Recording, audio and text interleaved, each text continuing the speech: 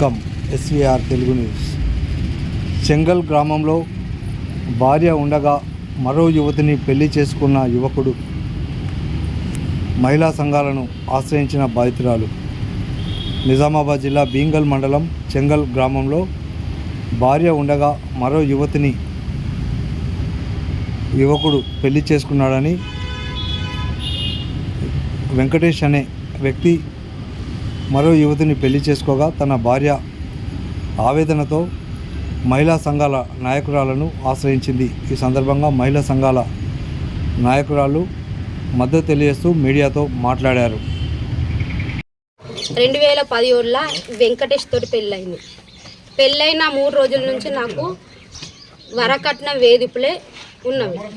మళ్ళీ వేరే అక్రమ సంబంధాలు.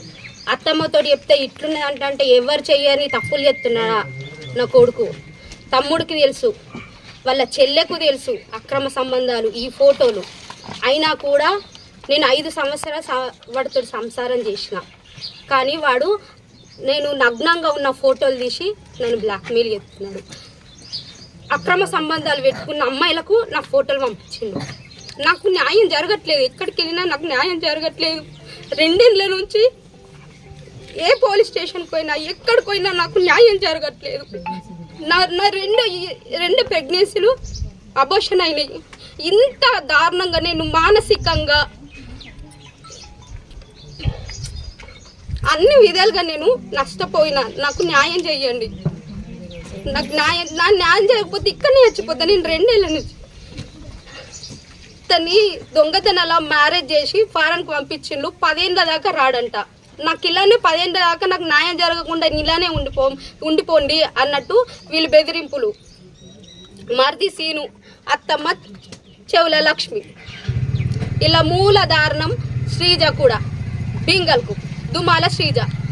ఆ దుమాల శ్రీజ అన్నను అక్రమ సంబంధం పెట్టుకున్న అమ్మాయిలతో వాళ్ళ ఇంట్లో పడుకోబెడుతుంది. వాళ్ళ అమ్మాయిలతో వాళ్ళ అమ్మ వాళ్ళ తమ్ముడు మాట్లాడతారు అక్రమ సంబంధాలు పెట్టుకున్న వాళ్ళతోటి. ఇన్ని విధాలుగా నన్ను మానసికంగా నన్ను హింసించిండ్రు. అధిక కట్నం కావాలని వరకట్నం కోసము. నాన్న 5 లక్షల కట్నము, 1 లక్ష బండి, తులం బంగారము, 1 ఎకరం పొలం కొనియడం జరిగింది కట్నం పరంగా. ఆ పొలం పేపర్స్ కూడా లాక్కొని ఇది నా భూమి, నువ్వు ఎక్కడికే వెళ్ళి న్యాయం ఆడుకుంటా వడుక్కో అని బెదిరింపులు. నేను 2 ఏళ్ళ చుట్టూ 2 ఏళ్ళ నుంచి పోలీసు బీంగల్ కావచ్చు, వేల్పూర్ ఇవన్నీ తిరగడం జరిగింది. అయినా ఎటువంటి న్యాయం జరగలేదు. నాకు న్యాయం జరగాలి. న్యాయం జరిగేదాకా ఇక్కడ నుంచి నేను వెళ్ళను. ఎన్ని రోజులైనా సరే ఇక్కడనే చచ్చని పోతా, కానీ నేను ఇక్కడ నుంచి వెళ్ళాను. నాకు న్యాయం కావాలి. ప్రతిభ అమ్మాయి మా దగ్గరికి రావడము, ఆమె సమస్య చెప్పుకోవడము, దారుణమైన పరిస్థితి. నిత్య పెళ్లి కొడుకు. మరి నా పేరు అరుణజ్యోతి, ఉత్తర తెలంగాణ రాష్ట్ర అధ్యక్షుల్ని. అట్లాగే ట్రైబల్స్ బీజేపీ రాష్ట్ర అధికార ప్రతినిధి, మరి ఓబీసీ జిల్లా ప్రెసిడెంటుడు, ఎస్సీ జిల్లా ప్రెసిడెంటుడు.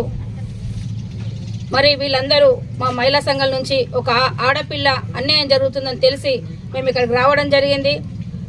వాని మీద కేసులు పెట్టినా కానీ అవన్నీ అలా మరో పెళ్లి చేసి దుబాయ్ పంపించడం కూడా జరిగింది. 10 ఏళ్ళ దాకా రాకపోతే అమ్మాయి పరిస్థితి ఏంది? అమ్మాయికి వెంబడినే న్యాయం చేయాలా, చెయ్యని ఎడల పెద్ద ఎత్తున ఆందోళన ఉంటుంది. ఎక్కడ వరకైనా పోరాటం చేయడానికి సిద్ధం ఉన్నాము. ఇంక అన్ని మహిళా సంఘాలు అందిస్తాము. రోడ్ ఎక్కిస్తాను. వాళ్ళు ఇచ్చిన కట్నము అమ్మాయికి 2 అబార్షన్లు కూడా చేయించడం జరిగింది. ఇంత దౌర్భాగ్యమైన సొంత మేనత్తనే, ఇంకా పరాయి అత్త కూడా కాదు. అమ్మాయి కిరోసిన్ పోయాలని ప్లాన్ చేసిండ్రు. అమ్మాయి కట్నం వేధింపులు. మరి ఇట్లా ఈ రోజుల్లో ఈ జనరేషన్లో కూడా ఇంకా అత్తలు ఇలా ఉంటే ఆడపిల్లల్ని ఎలా బతికించుకుంటారు? మరి మరిది ఇంట్లో ఇన్వాల్వ్ అవ్వడము, అన్నను సపోర్ట్ చేసి పంపించడము, ఇలా మరిది ఇలా ఈ పరిష్కారం వల్ల మరిది చేయాలా, వాళ్ళ అత్త చేయాలా, చేసేంత మేము ఇక్కడనే ఉంటాము. మేము అరెస్ట్ అయిన దాకా పురస్సు ఎక్కడికి మేము ఇక్కడికి జరిగేది లేదు. మీడియా పత్రికలకు మేము ఒకటే మనస్ఫూర్తిగా చెప్తున్నాము, ఒక మహిళకు మీరు న్యాయం చేయండి. మీరు ఎక్కడి వరకైనా వైరల్ చేయండి. దీంట్లో తప్పు లేదు. అమ్మాయి నిజాయితీ ఉంది కాబట్టి నిజాయితీ కొట్లాడుతున్నాము. ఇలా ఎలాంటి గలత్ ఉంటే కూడా మేము కూడా రాము కాబట్టి అన్ని నిజాలు తెలుసుకొని మేము ఇక్కడ వచ్చి కూర్చున్నాము. దీన్ని ఎంబటినే తక్షణమే వాళ్ళ అన్నకు ఆయన ఫోన్ చేసి ఆ అమ్మాయికి దారి చూపిస్తా అన్నాడు. కాంప్రమైజ్ మాట్లాడుకొని మళ్ళీ దుబాయ్ అంటే అమ్మాయిని ఇంత చీటింగ్ చేసే మొగాన్ని ఆమె ఇంకా సఫర్ అవుతుంది. అమ్మాయి సఫర్ అయ్యే ఓపిక లేదు, అమ్మాయి సూసైడ్ చేసుకుంటా అంటే అట్లా కాదమ్మా, మేము మాట్లాడి నీకు న్యాయం చేస్తామని చెప్పేసి మేము ఈ సందర్భంగా రావడం జరిగింది. మన అమ్మాయికి న్యాయం చేసేంత వరకు ఇక్కడనే పోరాటం చేస్తామని కూడా ఈ సందర్భంగా తెలియజేస్తున్నాం.